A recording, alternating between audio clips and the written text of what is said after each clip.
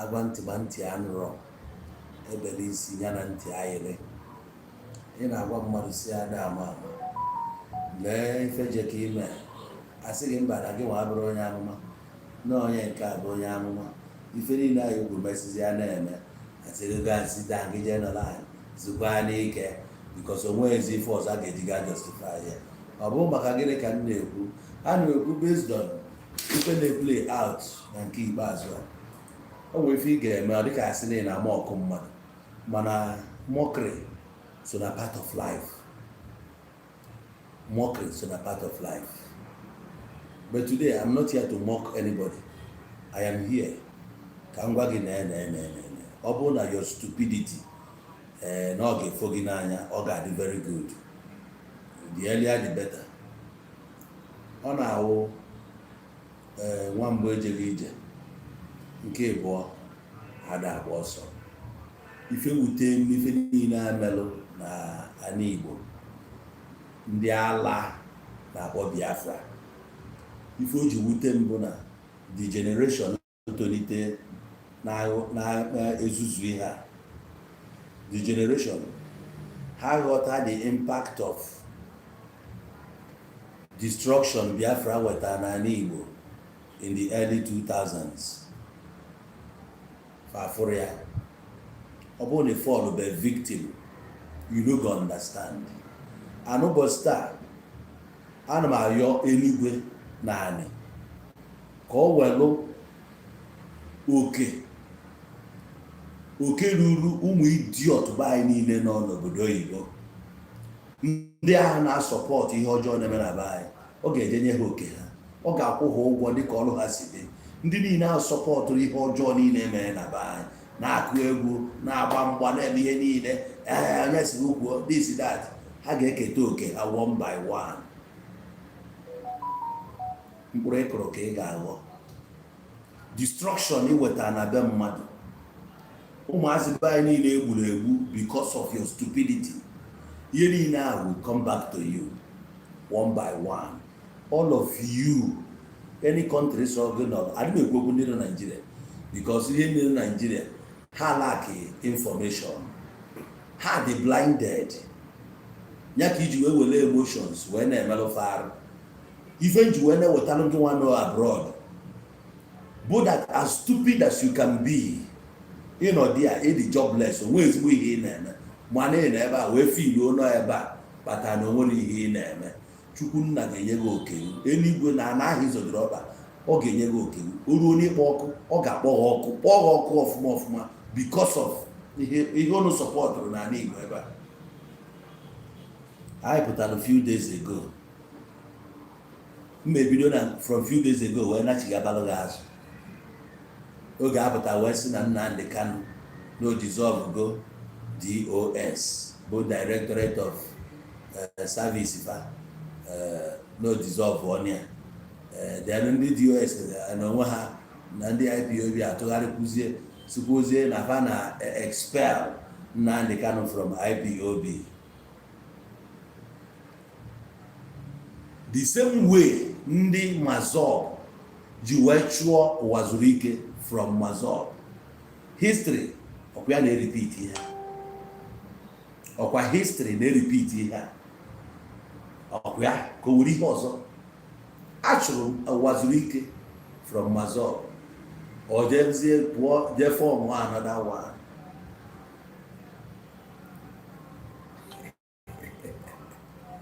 Ego niile eto kịta achọrọ m ịjụ gị.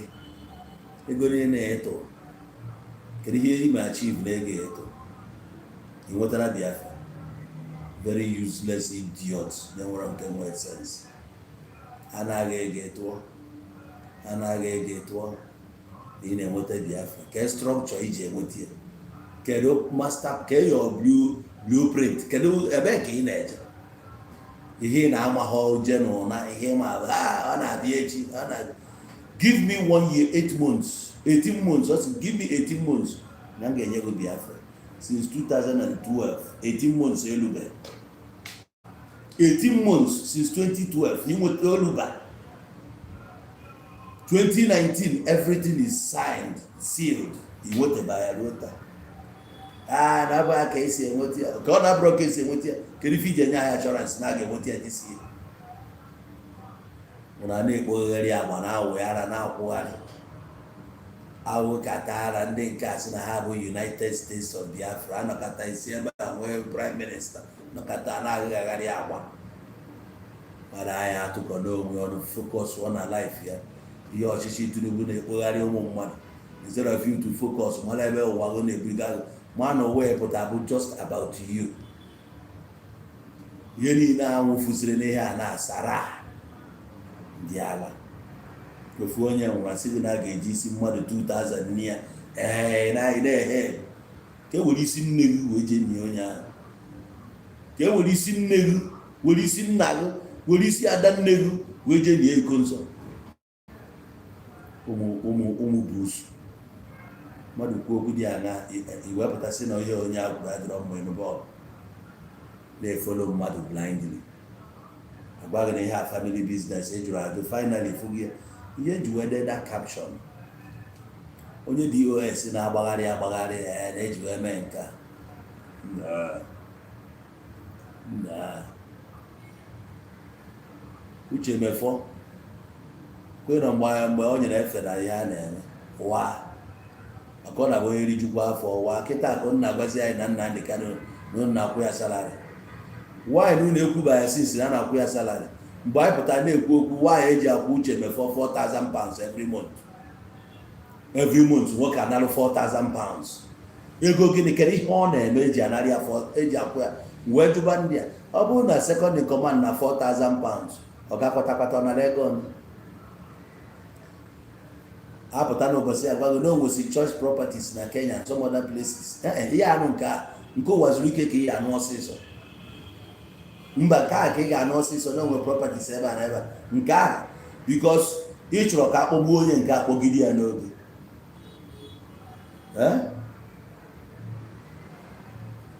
ihe program a nọbụkwa na mfu kọmentị na aga m atakụkwa dị kọmentị ozugbo ka o nwee sị what are you even talking? What I'm even talking bụ na ihe nkwukata ihe na-ekwu ịchọ ịpụta ịbịa na TikTok request ya ịpụta n'iru akwụkwọ ka elu ife nna atọ ma ebe ka ịghọta ya ihe aghọta ya ọfụma onye erie ya ọnọdụ ọsụ na-agbagharị dị bizi na-ekwugheri since how many years onye asịrọ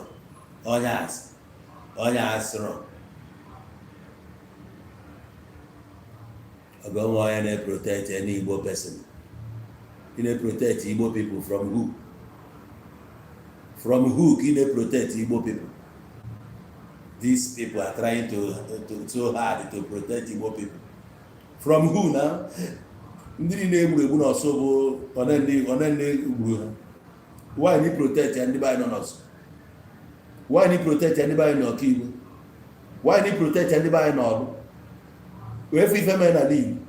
Ọsụmogu nkọ? All those axes, can be protect the ndị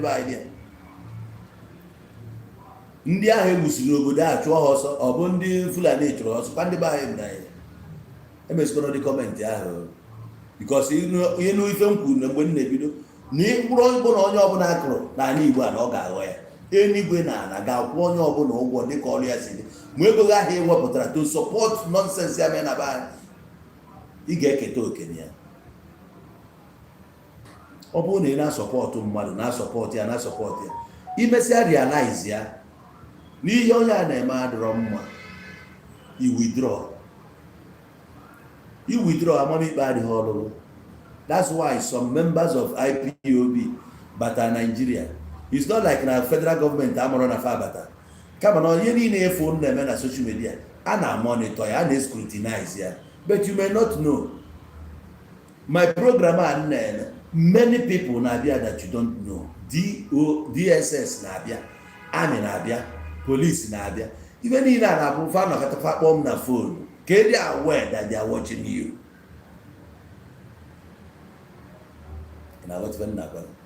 Some of you claim Usioga passport that you are no longer in Nigeria. They were Biafra, no way. The day you entered Nigeria, they know. imere China amara onye bụ. They know say you enter. Agbachite gị nkịtị. That's why government ji dị iche na normal person. Government nwere ike take 2 years, 3 years na-efolo gị na collect data na-edebe. Mbosi olu ha afọ na ibugo imminent danger to the people, they can come for you. But I pụtara na airport esi oru subata gị iche na amahọ afa ga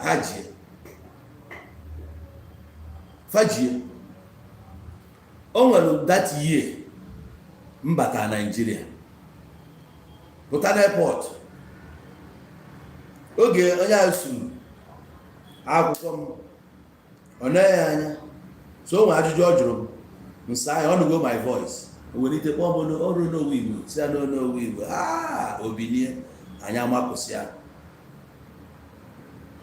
ọ bụrụ na ọ sị na ya bụ my fan kpọzie ndị otu esi ya nekwa n'owu Igbo ebe a but before n to side ya onye SSS akpọchago m na because ọ fụrụ na m si South Africa kpọcha m na-ajụ m ajụjụ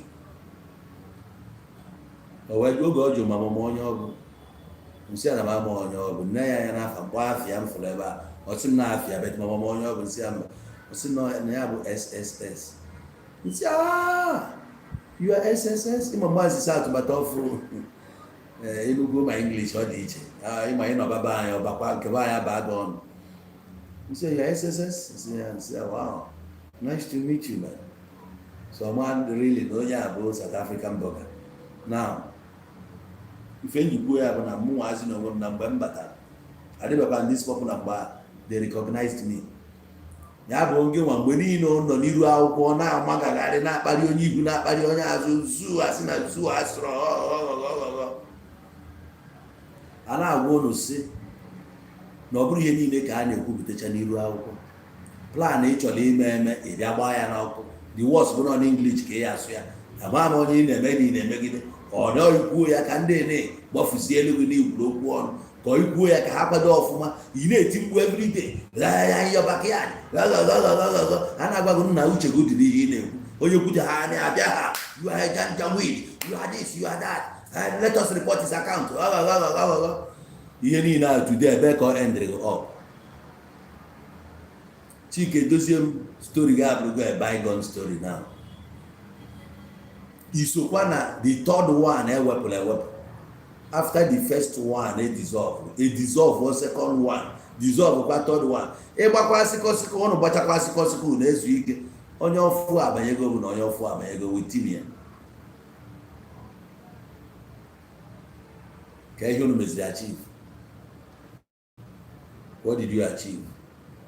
Unu na-aka akụkọ ego since accountability asị na accountability asịrị ọkịta ka ị chọrọ ime akaụntụ oge ya na-ekwu okwu sinotaf mgbe e bulitere ihe niile ahụ mgbe ọ dị hot gịnị ka unu mee gịnị ka dị idiot nke na-akpụrụ onwe ya si dị hot ebe ka idiot ahụ nọ ka ebe dị fuul nọ anụmanụ anya ya na-acha red nwapa ị na-eme IPOB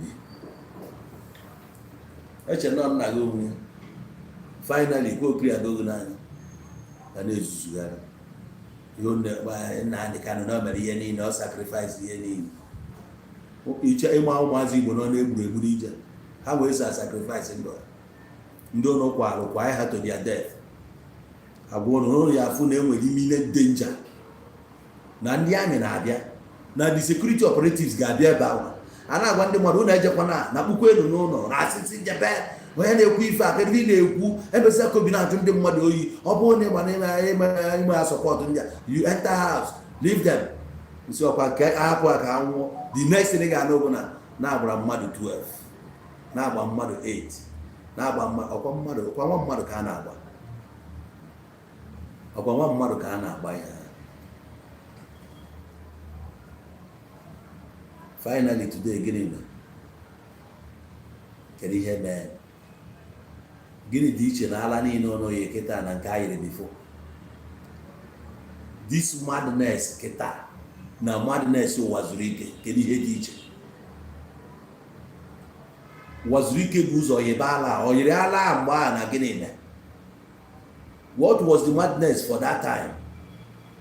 1999 I just by democracy because na OPC no ema bụ ka ife ọmụọ nke finally gịnị na inwete nke agbapụ ya si ya 18 months n'oge enweta ya. I know how many years did Mandela suffer and fight for South Africa? Even his people mocked and let me see what he wrote, and cajoled him, and even people died during Mandela's struggle. Yet he continued, please stay aside, shut up.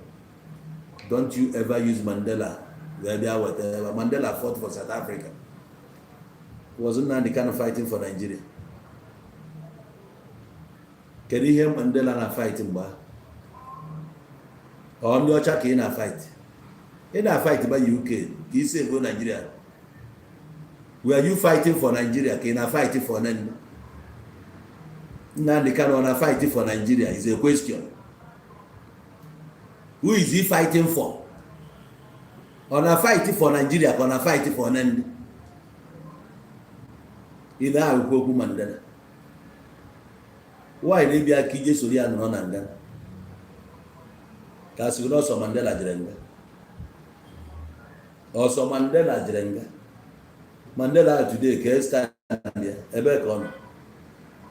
Ihe ekwu okwu fesiri gị kwuo okwu onye ọzọ. Ka ịma na Mandela jere nga 27 years. Ka atụrụ Nnamdi Kanu nke ị na-ekuziri sị apịa. Hapịa ka ọ nọ 27 years nke enye gị Biafra. Ka ihe nwe ndidi ka ọ nọ 27 years ma ya bụzie na enye ahụ Biafra. Stay aside. Stay aside ya kunu ji wee gbusie ndị mmadụ. Ọkwa efuru ọnwụ agburu ndị mmadụ na Igbo ọ ga-abịa na be nna gị. You go visit you. Ọ ga-visit be nna gị. Ị na-agbaghara Mandela.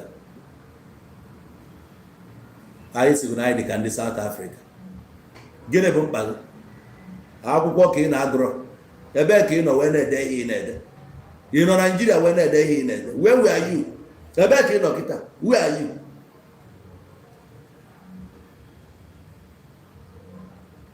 Afro impact ị mere na Igbo na onye kwuo sị Mandela, ịma story Mandela, ịma akụkọ Mandela, iji nye history ihe na-amaghị anya.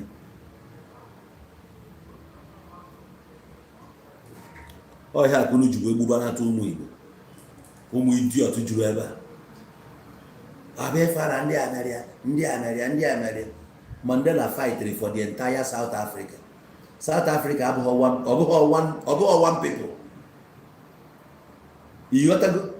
South Africa abụghị one people. Ha nwere 9 different ethnicities. Ha nwere the Zulus, Xhosas nia, Pedis nia, Ndebele nia self, Swati nia, Gesia, Twana nia. How were Twanas, where the colors Donabeha and the rest, even the Indians. So I fight for the whole of these tribes. Here in a fight, Rikedisiata. Hana fight Kahawano, Hana fight for all inclusive governance. Go with the country, Yahanaka, Genek. Country nke na fight ka iwe nke enyere ga-enye gịnị ka ime. How did you manage Bono? Inwetaba Biafra igbukpọ ọnụ ụmụ mmadụ, sack ya communities. Anya ya ka anyị ga-eji food destruction ụnụ ncha niile. We need destroy your own. Because ọ mkpụrụ ịkụrụ ka ị ga-agụrụ. Abụ na okwu na aga baanụ n'ụlọ ọ na-edisivu n'ụmụ mmadụ ka a na-egbufusi ha. Ajụjụ ị ga-ajụ bụ why na ndị na-enwe Operation Python dance n'ugwu ebe ido ha na ha chee ịgbali dance ebe a. Enwere Operation Pesa dị a. Ha na-egbukwe ndị Boko Haram na-egbu those terrorists mana ya maka ya na anọ ma egbuo ndị amị ka na onwe onye amị gwara ka ha si egbu ndị ebe ahụ a na-egbu ha steady a na-awaipụ ha onye bi onye distorted history in South Africa ka iji amara ya Nnamdi Azikiwe na ndị otie fightịrị ndị ọcha ka anyị nwee independence. At the same time, Kwame Nkrumah and the rest of them na Ghana na fight. Ije na Tanzania, Kedafia, Nyerere no na fight. Jomo Kenyatta, ndị ọbụla nọ si na their country na fight. America will leave to anything concerning colonialism. That is why Africa need to independence simultaneously from 1958 gbagoje go 1963. Abia nwee ozugbo ọbụrụ so no if have combined effort enwe na democracy ọ bụzi a na-echọrọ ka ise seed n'anya fụ na your constitution no stop level and all that. The only place you nwere ọnụ to fight against it bụ through the parliament. Ya ka eji nwee parliament. You nwere members na represent every community, everybody nwere representative. Ọ ebe a ka ị ga-esi wee influence ya lobby ya mee ihe niile ga-eme. Esi na ihe eme na no ka ebere pressure group as if na enwe ihe na before na pressure group. The thing na-abịazi ịnọrọ n'obodo oyibo na-akpagharị ndị nọ n'ụlọ asị hụ nata hia ije na ihe ha nata. Otu a ka esi wee jụọ Simon ebe gịnị mere na ịnatazi ya Nigeria ka ị bịa fight ya asị mba na ndị security operatives a na-eme ka animal na ha nwere ike igbu ya. So na ịma na enwere ike igbu ma ndị na-akwanye ebe a bụ ndị ama na-egbu anaghị m etu esi dissolve ụnụ ka ụnụ gbagharịa nwa obere ego na-asịkwa na ego na-asị ya ka anyị wee nwee ike wee bụọ ụnụ ike nyọọ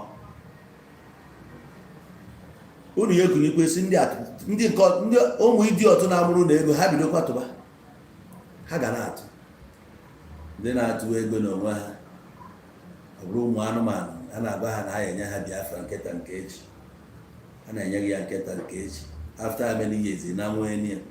Aga m ekwukwa okwu ọzọ taa. Any organization ọbụla efọm any group ọbụla na-eme exist o wee nọ 10 years o nwere ihe o mere achieve nwanne m it can never achieve anything again. Ọ bụrụ na ị mere travel jebe ịchụ ego i wee nọ na that place for 10 years o nwere ihe mere achieve, you can never achieve anything there again except we moved from that place gaa ebe ọzọ iru ebe a meet new people, new challenge. That challenge meet ebe a bụ ihe nwere ike ịtụ na mmụọ ụtụtụ ego iwe new agility and new zeal wee chụbakwa datin ị na-achụ. Anything ọbụla nọ 10 years why you manage to achieve with after 10 years is this one. Before you go 10 years if you go comfortable ọbụna business if you go ka ego si abata isi go through ego si abata wee draw your plan. You stabilize your budget. As a businessman, you stabilize Ima ego one na-abịa, ego one na-akwụ your workers, ego one na balance, this that. It will not exceed that. Ọbụrụkwa na organization within that 10 years enwere na wears and tears aka ọnụ gbaa mgba nụọ ọgụ obi agba n'ụfọdụ ndị mmadụ njọ onwego ndị were iwe pụọ manitis emena esio na agasịrị fụ na ndị a dị wounded a na-emezi everyday let us heal, let's unite. After 10 years makwa mmadụ na-emejogo even families anyị si n'ime ya pụta ije dị efu na many the wounded ndị nwụrụ iyi na they can never forgive these people. Enwe division n'ime 10 years ya ka ụfọdụ ga-esi n'ime ebe a tiwa pụọ je form their own. Efu na your power elesigo ndị akpọ self have no position nyelogo you can never focus again. Atụọ gị iche ebe ndị nke atụọ gị iche ebe ndị atụọ gị iche ebe ime focus nwụsị mpụta na 2019 wee sị unu megide ihe ruo 2022 ma ọ bụrụ na enye nwaanyị Biafra ụna na onwe ihe ga-eme n'ụwa ka unu nweta asị aga sit down. 2023 ka nọ na 26 ọgba na many years, 14 years of existence of IPOB. What did you achieve? Isi na River Niger n'isi Lagos na-abata by Niger Bridge, bido na bridge a jee ruo Calabar, o nwere ihe ya afụ asị na aka ndị na-achọ freedom iche na enweghị flag hiara ndị a bụ na iwe na freedom. Ihe afụ bụ ọbara ndị egwuregwu, disorganized people na-eke anọdebe ụlọ everyday nọrọ n'ụlọ, sit at home ụna na-enwere obi aṅụrị na ụlọ n'ụlọ. Onye a jụrụ sị ka onye ahụ esi ya nọrọ ebe anyị ebe biznes ọsọ Monday ka ime na-anọ n'ụlọ, nọrọkwu n'ụlọ Tuesday and Wednesday, agụ egbu ka mma nọrọ ndị a dịka onwe na-aya oge pụta. You impoverish yourself, that's your business. Teepu a na-agagharị naanị ka n'ukwu okwu na-adọrọ mma kwuo thank God na ya bụrụ onye Igbo. Gwa gị na anything ọ bụla echi ime n'ụwa wee were that name IGBO wee mee, you can never succeed. Onye ahụ kwuru okwu ahụ erughị aga ịkpụ ya janjaweed. Onye ahụ kwuru okwu ahụ efu anything wrong ekweta, which means gị nwakwu na onwe ukweta na eburu onye Igbo. Mana ọ dị same you atọ na wesi na onye abụọ n'owe Igbo si wepụ Igbo ahụ ka ihe n'owe Hausa. Mana nna ndị ahụ sịgo na ya bụrụ onye Igbo, wepụ oge nwa na iwere afọ Igbo wee mee ni biznes na ọ ya akụ ewuta onwe ihe efu dị wrong n'ihe o kwuru. Na a ga-eji isi mmadụ 2000 nye ofu onye, onwe ihe efu dị wrong. Ejide onye asị gbuo nata ha egbe gbagbuo mee nke a mee nke a, nothing wrong. Onwe okwu na-adịrọ mma, onwe okwu a na-adị ekwu ekwu, the words na-eji ikwu ya na-broadcast ya n'English. From that day ụfọdụ ndị mmadụ si mba na ya adịrọ mma. From that day ka ha ji bụrụ enemies. Nwobere ihe ịta agịgo mmadụ enemy, nwobere ihe ịta agịga mmadụ enemy. Ọ bụ igwu mere ihe ọbụla ikwuru ka onye ọbụla ga-ekweta. Na onwezikwa a choice. Inwezikwa a choice. Ukwe ihe ya asị mba na nke a gara na ịchọrọ nka. Enwekwara ụdị ha. Ọnya ka mmadụ ga-eji wee pụta na skuul, jee na skuul kpọrọ nwa ya sị na ya na-echenjiri nwa ya skuul. Ihe o ji echenji ya bụ na ọ laikrọzi etu esi ekụziri nwa ya akwụkwọ. Ikekwe ọ nere anya fụ na nwa ya na-eme improve. Ọ nere na environment ọ dịrị oke for ya ma o nwere choice. Ọ kpọrọ nwa ya chọba best school to him choice ya jee tinye nwa ya ebe a. Mmadụ ga-abata na organization na ọnwa obere osutu offense ya o pull out. It doesn't mean no na ama ife na-ekwu kama na osuturu ya.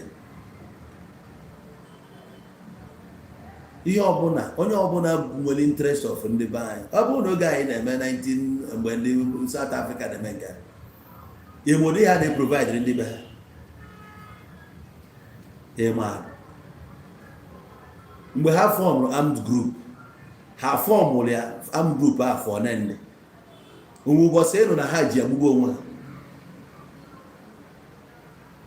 Onye bụ inye m story Mandela. Ịma countries a jechara je nọrọ na training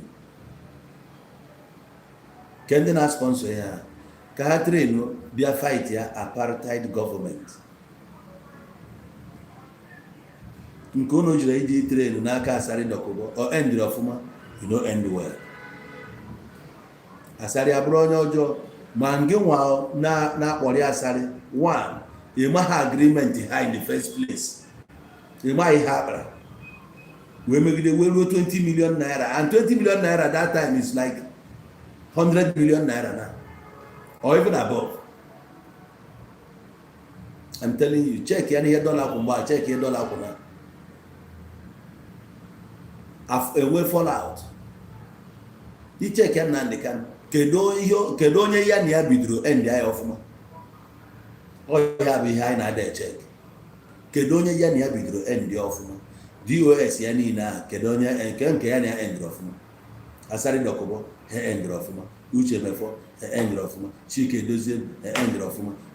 Ka esi afa ha onwe nke onwere nke end ọfụma. Onye ọbụla na-abụ enemy. Onwe ha nke ọ trust.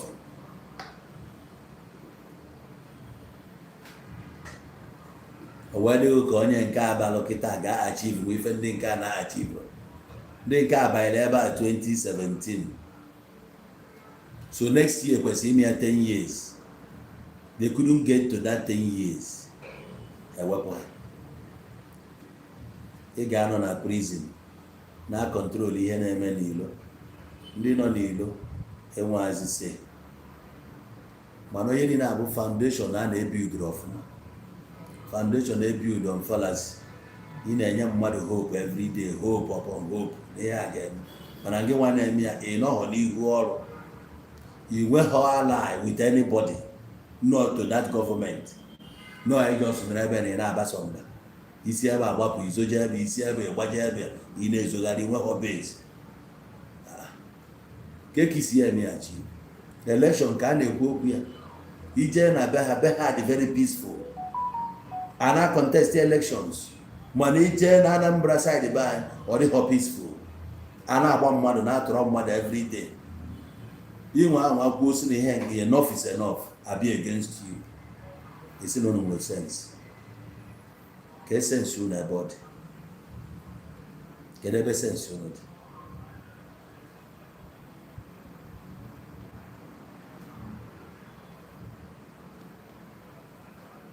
Ebe na onwe nsogbu.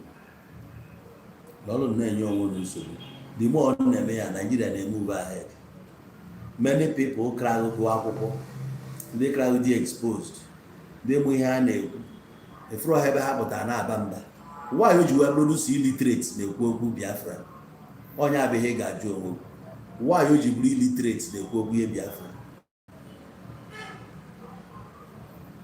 Ụfọdụ a na-amachagharị ihe abụ maka na ha sụrụ English bụ maka na ha mere travel. Ewepụ na ha mere travel fa ka anyị sụrụ English nkịtị. Ka m na-agwa gị na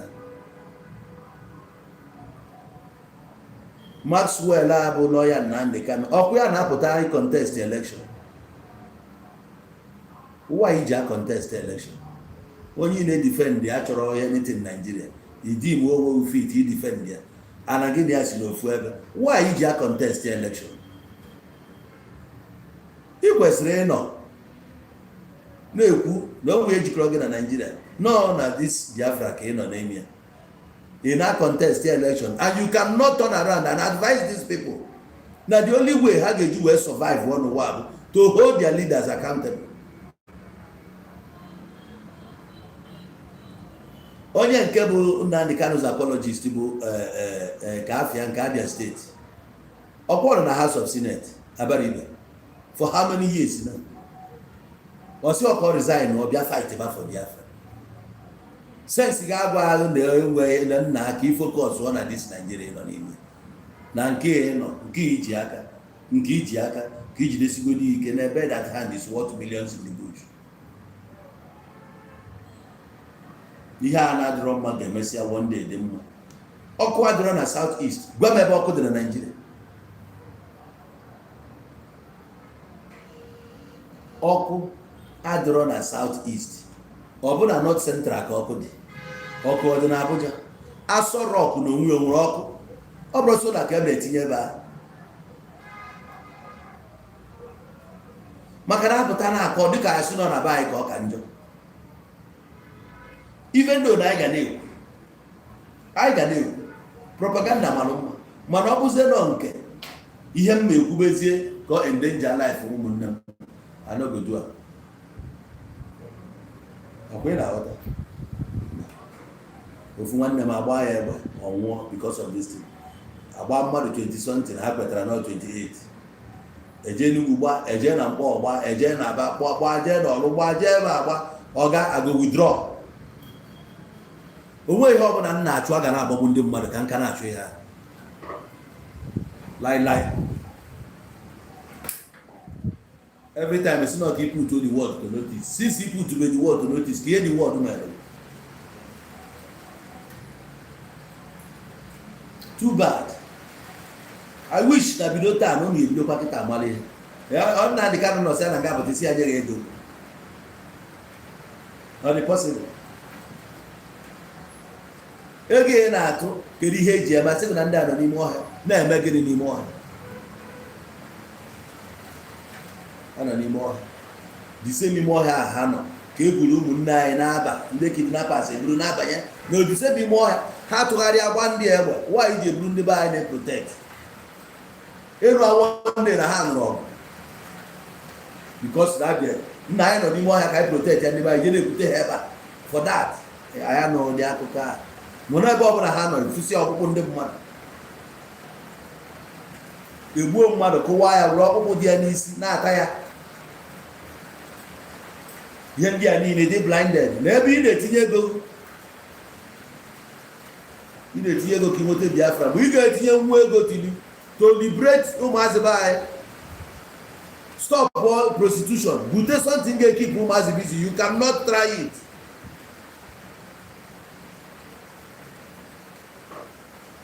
Okulo receive more lives.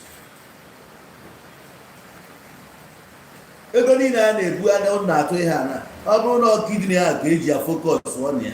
I don't think no where ka na ya kidney na. Ekwesị inwe research center. Asị na ebe ga na ana. Ka e wee chọpụta ihe eji wee na-eme video na. Aya fọrọ dị fa. E nwere ihe a ga-etinye masị amara ndị na-sponsor. Ọ na-arụ ọnụrụ onwe ya. Mana ya fọrọ ya ị na-atụ ego. Ma ọ bụ na ị na-atụ ego eji abịa ime ọhịa. Ma anụ ihe ọjọọ a na-eme na be ị ka na-atụ. Everyday na-akọ onye nke a bụrụ na ihe ụnụ na-akọ na-asọtọ ọnụ ifela ha eme ụnụ everyday na-amapụtasị ya n'iru akwụkwọ a na-akọgheri aṅụrọ na TikTok ụmụ ezigbo ihe unu na-ekwu on daily basis ihe ga-amịta mkpụrụ na ndụ ndị Igbo nothing unu na-eme Biafra ahụ na-eme bụ Biafra ndị Igbo imegide ya ruo Cross River steeti iyi katala Biafra anyị ruo ya Akwa Ibom iyi katala anyị iri aja ebe ọzọ ọsọ na ndị Igbo ka ị na-ayịrị ya na ị na-achọ Biafra ana ndị Igbo gwara na ha dị ọzọ oke egwu destin onye ọbụla zuo ike ịjụ ị na-achụrụ anyị Biafra nke ya jupụtere m ọnụ nke iji bụrụ ọnụ who be you kwanu? Did I elect you? Did I appoint you? Gị jechitere m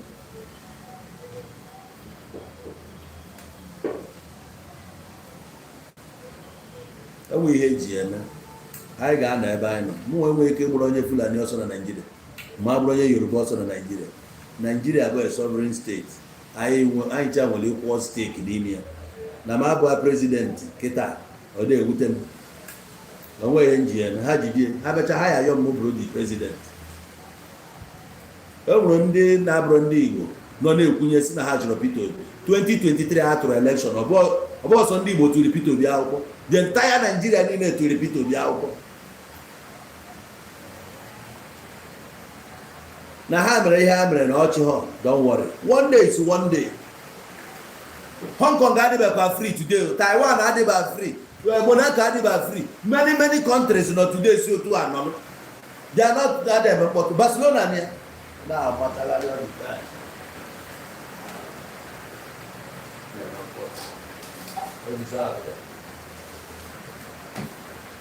achụrụ onye nke achụọ ndị nke ọnụ na-achụ Nnamdị Kanụ onye na-achụpụ ya na IPOB agba family business ya ọta ịmara family business ịmara ị na-agbagharị na ọba family business ngwa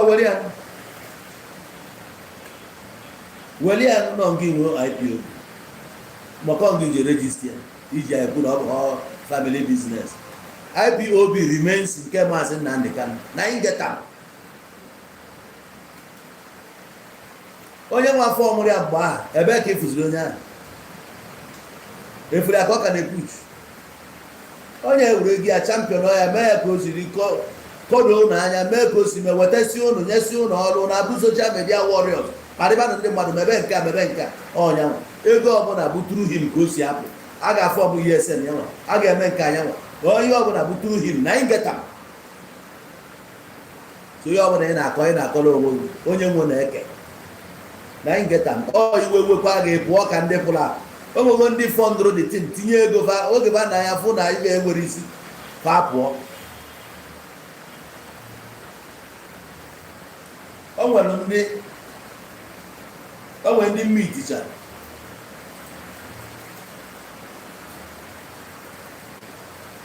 ndị mmiti na Dubai oge nje Dubai faba m na fa kọọlụ m ego ole fa na-atụ itibe mkpu ego niile atụ ka ihe atụchata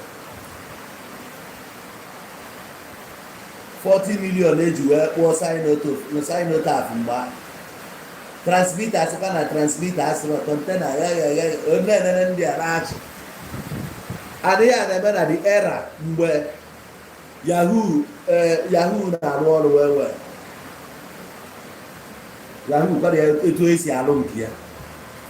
Yahoo bụ etu isi mụta. O nwere ndị bụ n'ọtụrụ POS ka eji alụ Yahoo. O nwere ndị na-alụ Yahoo SMS. O nwere ndị na-alụ love. O nwere ndị na-alụ military. Yahoo bụ o nwere different distinct. So a na-alụghị nke a. Enwere alị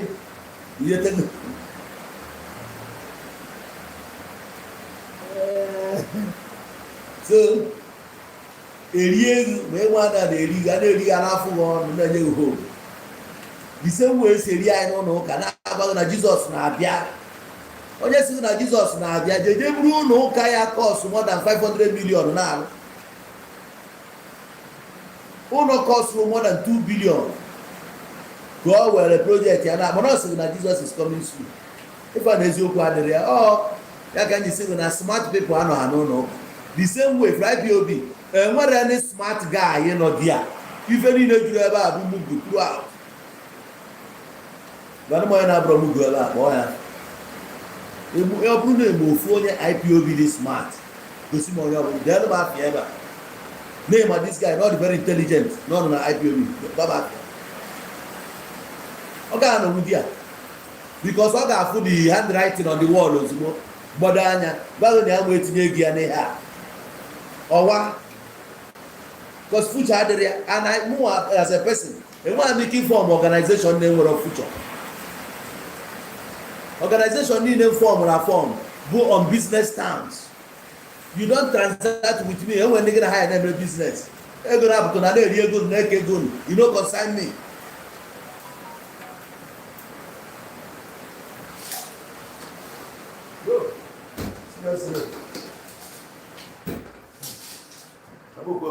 Ezigbo mmiri na-ezo na mgbede kene ewe ọkụ kịta aka wụọ ndị ewepụrụ ọkụ a ga-ewe ọkụ at any fucking time. Ezigbo mmiri na-ezo ewekwara n'ọkụ nchọkụ ụda maka na netwọk m ya.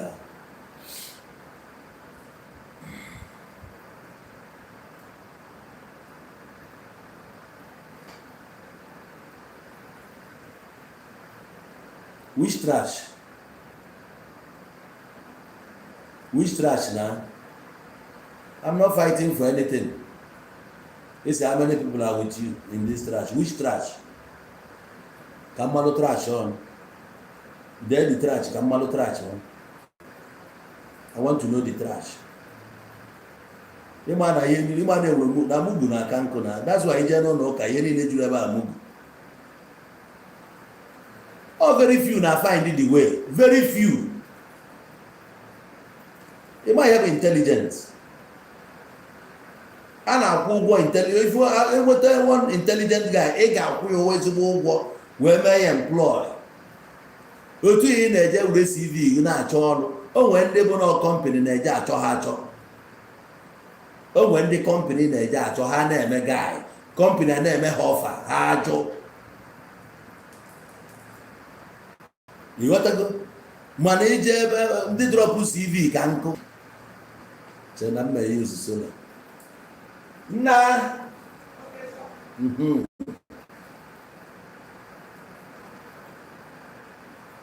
But no kunka, I use your kunka.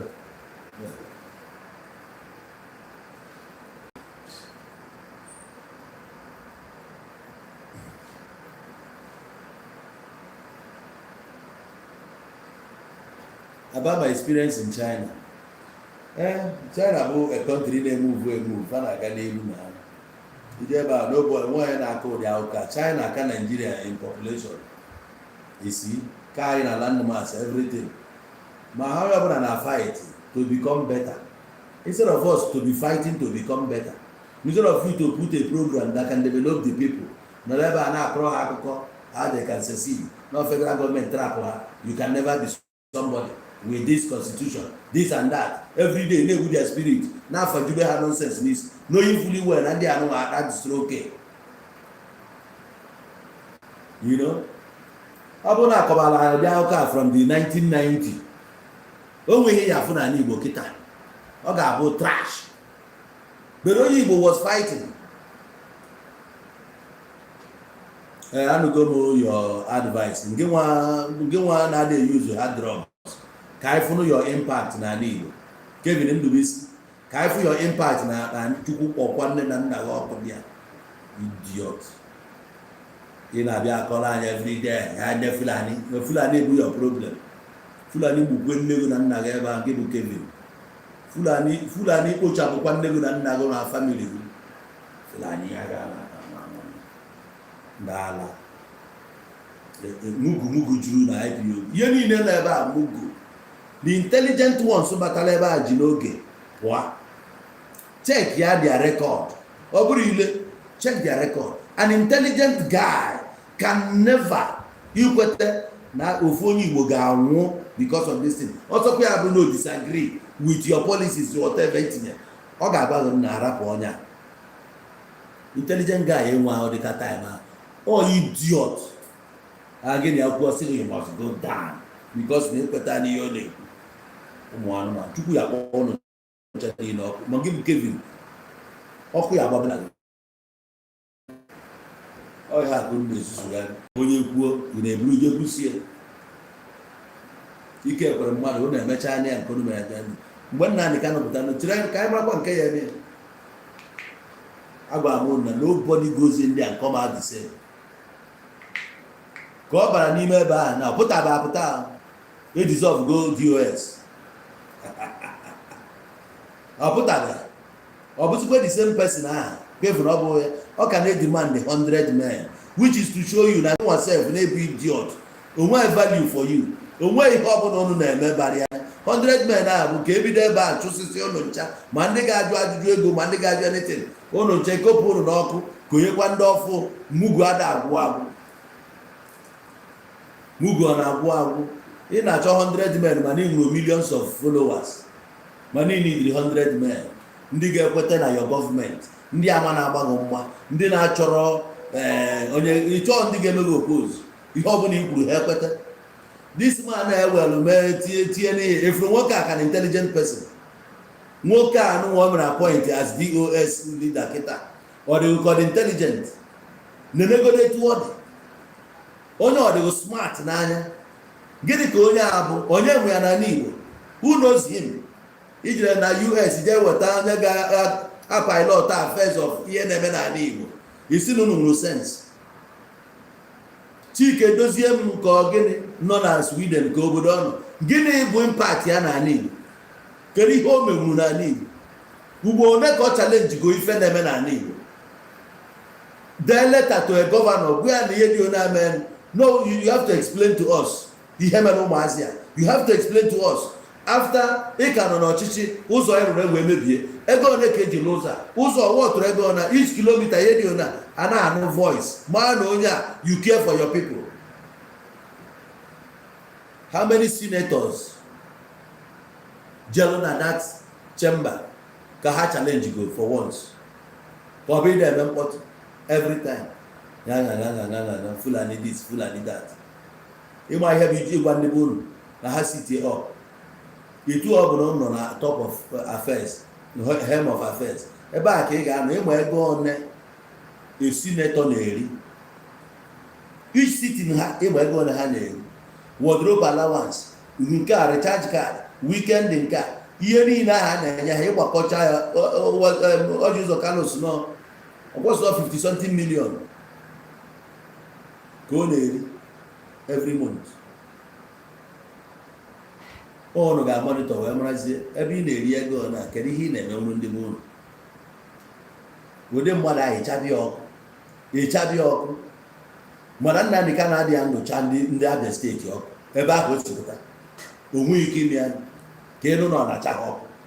Ọ na Anambra ka a na-eme mgbe ọbụla no election na Anambra, mana Abia ruo nke eme ya nke ka Abia ruo ikpeazụ nọgidere ebe a nọcha no achievement na ụmụ anyị chara ọkụ for one day.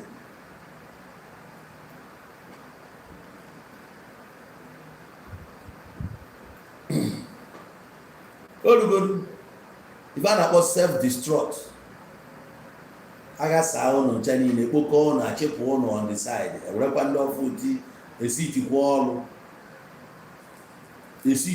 ọlụ ebidokwa n'isi suffering from gịnị? Are you not tired of suffering from gịnị? From Nigeria. Gwa m country suffer na adịrọ gị nwa ndị jiri obodo oyibo nwere na-ada asọfa di ya mụnwa nọ Nigeria na onye n'obodo oyibo ka onye ka ebi good life. Ị na-ajụ ma you not tired of suffering? Mụnwa nọ Nigeria na onye bi obodo oyibo ka onye ka ebi good life. O nwere na obodo oyibo ka m eriri ezigbo to start with. And very organic food that this country nọ n'ime ya unless on am dị lazy I can go and farm na-eri organic food. Gwa m onye n'obodo oyibo na-eri organic food. I sleep mgbe ọbụla m chọrọ ịlahụ ụra, nobody questions me. Nche ịlahụ ụra na I sleep I wake up mgbe ọbụla m chọrọ. Ị ga-eme ya n'obodo oyibo. I pay my house rent once a year. Ọpụọ m na-arụ, you don't do that there. Every month iche uche n'aka, you must pay. Ị ga-amụ anya abalị ịrụọ nke ịrụọ shift nke ịrụgide arụ ya 30 years isi na mmadụ pụọ. Ha yes ịrụrụ ezigbo ụlọ ebe a ụlọ ị na-ebiro n'ime ya so you don't have a life. Ị na-ebe a you not tired of suffering. Onye na-ebe a is equally suffering more than me. Yes, abụ m onye Africa cannot be a European. It's never easy. It's not easy for me, neither is it easy for onye nọ abroad. Ị na ebe ahụ adịghị work well. But ị kọrọ m life. Nche nyụ arụ na-anyụsi ike. Nche ịgba klọb na nje klọb gba klọb. Ife ọbụla bụ m lie nya, you don't dare ya try me idea. What are you saying? You say, are you not tired of suffering? Ichi debunk onye na ọbụ common keep quiet, you are not making point. Debunk ya mụ nwa nọ Nigeria na gị nwa na abroad kedu eke eri ezigbo nri ọ na-afụ ọkụ ị na-afụ high rise o mere gị better o mere gị need better you know life there you don't have a life ka ị na-abụ onye na-emebe travel before ị na-asị ma you not tired of suffering nke nwa nọ abroad are you not suffering? You nwere life, do you have life? Policy dị n'obodo ahụ ọ dị okay for you? Mmadụ na-esi obodo oyibo bata ebe arụ dị mma, come on, shut up dị anụmanụ. ọsọ gị nọrọ street na abroad, you nweghị life. Ị nọ street ị na-emerụ gịnị? Ị na-eme gịnị na street? Ị bịara wee gba street ọ bụ ihe ọma?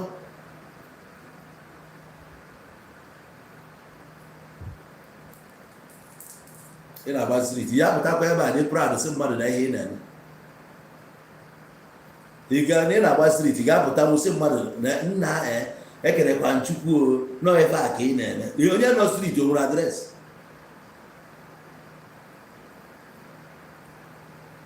Onye nọrọ na-akọghị. The truth bụ otu anyị nọ Nigeria now, everybody in Nigeria na-ekete ya hey because of the wicked policies. And we have to cry out.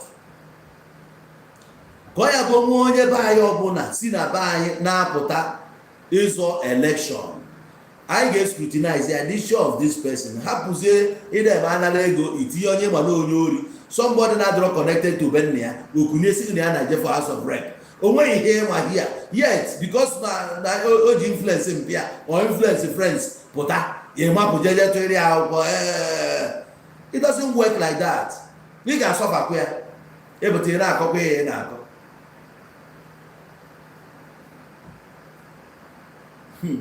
No, you dissolve here, no dissolve here. Nnamdi Kanu has dissolved DOS. There were 2 ways about it. What you going off? Ihe niile abụ ka IPOB gbaa n'ibe anọ gbaa n'ibe for long. Mgbe Simon Ekpabile tiwa ya were some paper asị finally enwe autopilot nwee nke autopilot si n'ime IPOB pụta. Ihe niile ahụ join ya bụ ndị nọbụ na IPOB join ọya dị ya megide Ngozi Ọdabụeze ma ndị otu ihe niile a na-akọ ya nwee ofu ka dị chịkọt. From that day enwebego problem ya bụ ibe ahụ ga-asị na before 10 years na-enwego ndị emejọrọ nwee ndị obi na-adọrọ mma nwee ndị gbapụrụ n'uje bido their own, so it can never be the same. Mgbaga mmiri a na-eju iko adịghị m apụta nwụzi echi ma ọ jecha nga apụta ejubie ego. Gịnị mere ego gwago nọ ndị DOS mgbe ahụ ka ị ga-ajụ ese not him. Ọ bụ ịma na ya jere nga ndị mgbe ahụ bifo ọ ga-apụta ụfọdụ anwụọ na sef ụfọdụ sef agụụ egbuo n'ụfọdụ ụfọdụ ga-anọ n'ọya ụfọdụ ya amazi ebe a nọ ihe amazi onye ka ị ga-eji jide agbasa ya maka ị ga na-akpịkpọ ya gwa na ọ bụghị ya nwa ụwa zuru ike. Ọkaụntụ onye nwụrụ ndị mazụ ọgụ akaụntụ o menwuru akaụntụ o menwu ya na otu a ka o si end etu a ka nke a ga-esikwa end one day ọ end ga end na ị na-atụ ego ka enye gị Biafra. Etu a ka esi enweta kọntrị agwaghị ihe ya eme ese mba na ndị a dị kọrọt agwaghị n'ụwa na-enwe mmadụ dịka Alex Oti na-abịa ị ga-ekweta. A na-agwaghị na ife need bụ itinye anya na I can with better people here. Stop saying that. Na Alex Oti silently working power ka ọ na-ekwu okwu kịta power ka eme ka eshọ na-enwe constant 24 hours electricity supply from Aba to Umuahia to Okigwe to other parts of Abia State. All plan ya a na-ekwu okwu ya ọ na-ekwu okwu airport asị ka enye ya airstrip nyanwa na-ekwu federal gọọmenti na-ekwu okwu airstrip. Ha were ego airstrip anyị ya ka etinye nke steeti ka eme ya full-fledged international airport nke a na-afụ ọ na-ekwu ọ na-eme. Federal gọọmenti send ya delegates ndị ga-abịa for fact finding. Ọgwa ndị a na they should be fair, honest and accurate in their reportage. Okay, if I can report what they see in Abia State, which in Abia State today, the road on Alo is not anything. You want compare with Anambra. Anambra just there bottle. Niana Rosa how many years? Uzoga how many years? Manager Anambra ta. Uzoni na roketa patch. Ichi video came even new. This in a head bridge. Making a German market. Neneos are robosia. Patch. You get so many places. I can patch those are awful. Manana knows how many years. Dubai, Taiwan, don't forget. Manodako Cadron Abia State. The man had no bus terminal. Standard. They can hear food over you. The first time ever that thing, oh, they are free. And they bring them money free. I don't see or partner with Governor Yukunke with Kosharis. A Butelia electric buses, Niger State. If we are working government, Emanaga Messi was such a person. Emma. Okay, you know the propaganda, politicians in the bonka. Emmanuel Wolodia. And I still tell you today, there were more than 100 carry Oti. Nani Bonine, and we're honest and upright people. Ibonina Bandio, Ibonina Bronde Ngata. Oh, Yabuna will criminal tendency, na for Yabuna criminals. Yes. If I am money, Kajonia, the whole Anibo came at Ranya. Oh, Yabuna de bad. Almost 1 year or that. Songing wa boy de moi. Give just your money. You cruise your to deny ya, one and Gabriel. And anybody of honor Gauge Igbo webe business that business will never succeed. If all need Java IGBO, well, you will not succeed. That same person can say subscribe to. You must be mad. You must be a madman.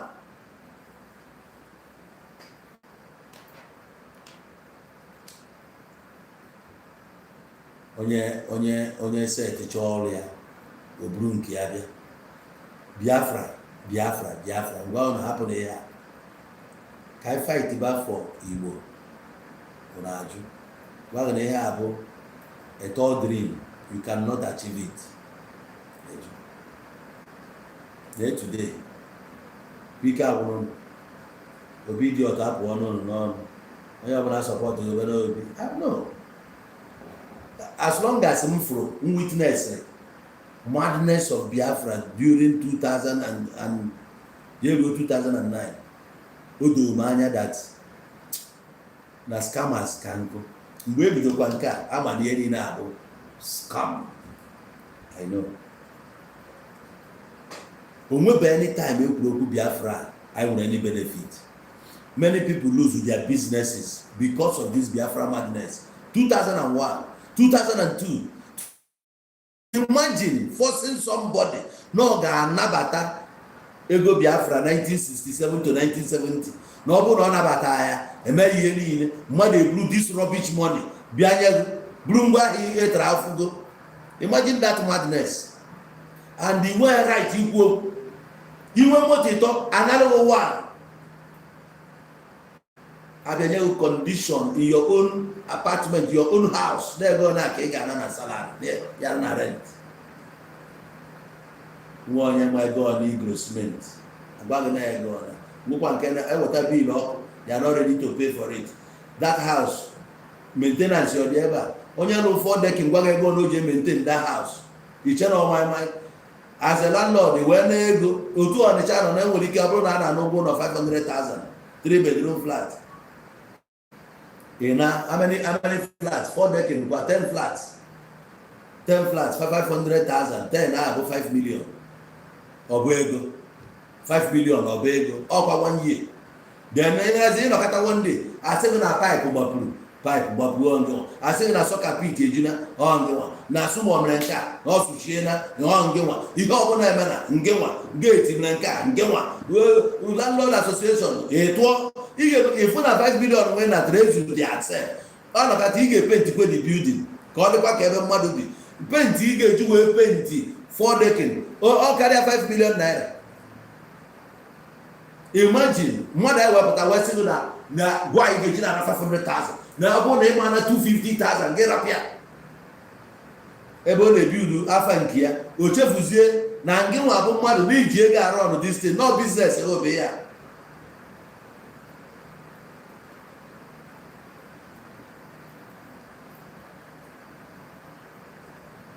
As a landlord anọ na mmiri ozuzo mbuze me na street unu the landlord ga-apụta tụọ ego ị ga-esokwa tụkwa that money from ebe ka esi weta.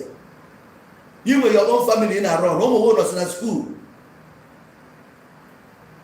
In a book of fuel, in a super. They don't care. On the other one or the other stupid policy.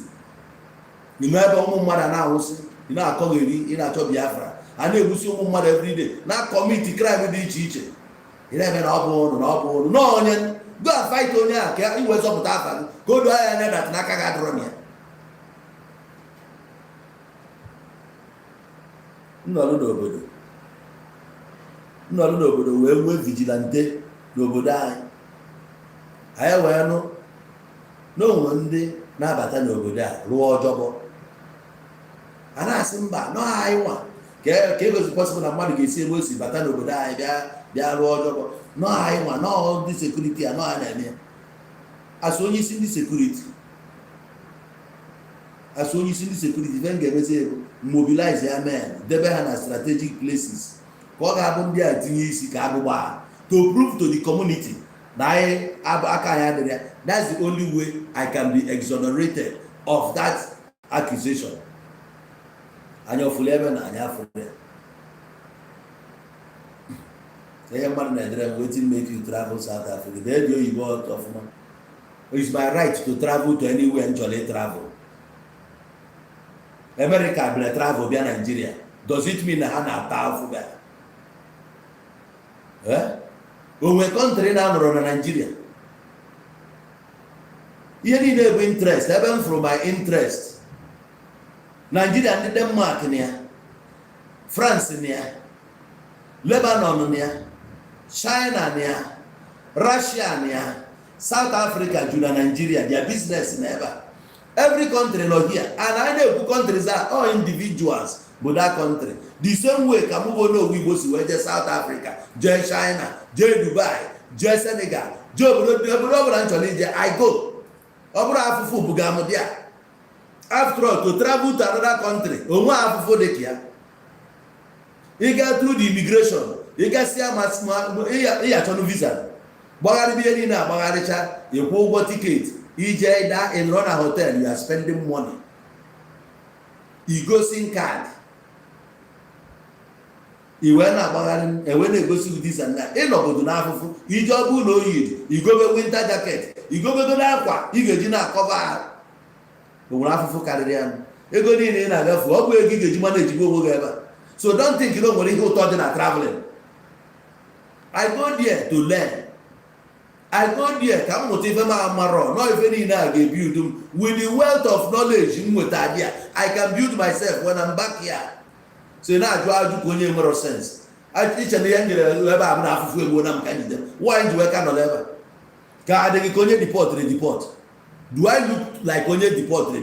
I come home because I want to come out of Nigeria. This is where I was born. I was raised here. So why am I there as all over there? It's not my country. I have my own country.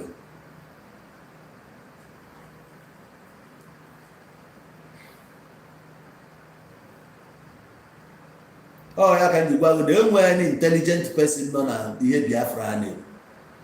An intelligent person got half war out. They up a blue beret, blue flag, and now I'm asleep. They're watching.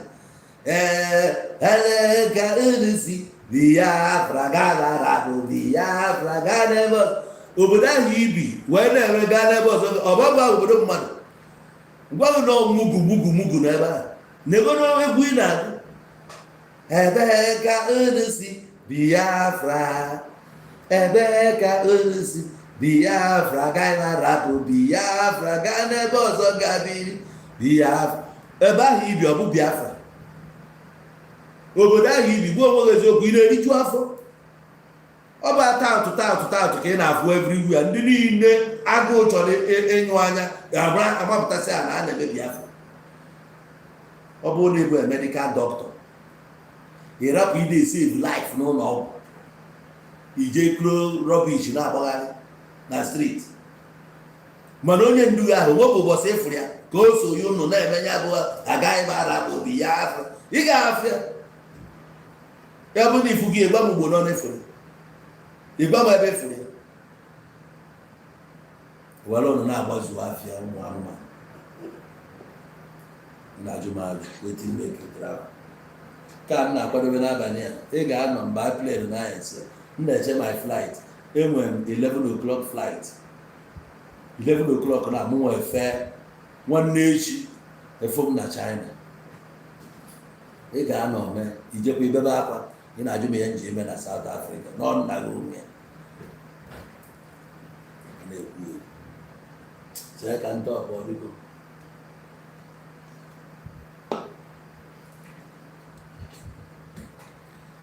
ihe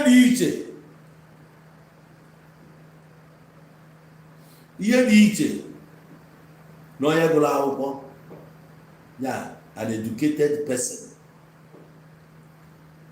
na intelligent person nekwe intelligentsia education if onye dey educated yes it's okay all right if it's what you want let's do it no I can't argue no let's not argue we just do it no it's okay egwuru akwụkwọ ka ime ka ndị ọcha Assume we will do this and we will do that. From that place and to that place, nobody should move. Everybody should sit at home. Anybody that comes outside, you know him and Igbo. You know when you are telling them, they won't hear. If anything happens now, they will come and start saying, there's a bed, they were warned. Or if person, no, it's okay, it's okay. The thing is, we will tell them not to come out, okay? They will sit at home. This, that, but every intelligent person that we are right there say, no, you don't do that. Consider people who are not even, those that cannot even access this information. The economic hardship, so it's going to weigh them down. You don't do that. Even if you implement this, give them time. If I prefer an intelligent person, only weigh options. Always say options. Or wemalu nke kamma. Or go that na emafu reason with him. He will fall out immediately. Or intelligent. Or mana ihe ina weta oge bunde mmadu aka. It will not favor majority of the people. Stop thinking about few. Ndị ka were ndị da ga feel the impact. Man, they are the to know only general many people aka, but you don't know. Many lose go their customers. You know, I can never meet Tampuro. He said about Tampuro, wrote down, met as Impro, 4 years in detention, Naka DSS. From there, I'll call your life imprisonment. So, you need not him, Terry Hometer. One Romita today. He cannot never know we home. Release him unconditionally. They release him unconditionally. You know, a Buddha Jesukoto, when we hear him. When women options, what you can do, government to real pressure that can attract international communities for real. I told you, I'm not going to be able that time. Who can you go that result?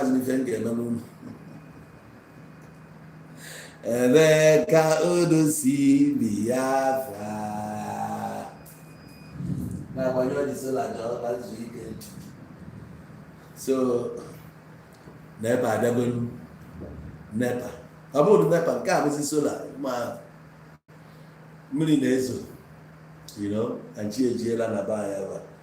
So achọrọ ka m weta n'isi jerebe tonight anyị ga-akụkụ ya ka esi akụ ya. Onye chọrọ ịma ihe ọmara onye na-achọrọ ịma ihe ọfọtọba kama na ejiri igba abụọ onye ọchọ ibe a gbara aka ejiri enye enyi ya o jezugo onye ọbụla arụ ọ na-afụgi ya ọ bụrụ na nwee ike ji aka ike mgbe Savage Rivers steeti ihe niile a mere n'ala Igbo bụ na Rivers ka ọ karịrị o were aka ike sodonu mgbe sodonu onweta ya aka ike a ka Peter Obi ji wee sodo mgbe a zọtanye Anambra that time Anambra ka ala fọlụ n'aka Peter Obi o jisie ya ike Obianọ megide na Obianọ try onye nke a abanyezie ndị agha mgbe ifere na mgbe ọ sị ka ọ wepụta aka wepụta ndị udogachi ebe dị na-abịa jụtụ oyi a na-ewepụta mụ na aka because ihe niile abụ zombi they are not intelligent at all. Father wise and smart mugu nke ifere ọgbaghị na ya ji certificate na ya agụrụ university na-abịa which university Nigerian school ka ego na-ekwu werisi daalụ ebe ị na-afụzi iru m anya abasikwa n'ubi mma short down ka m short down okwu na aka mma na-ekwu na-afụ m anya na-ekwu na hit na-emekwu n'use ọbara m nwere anya business na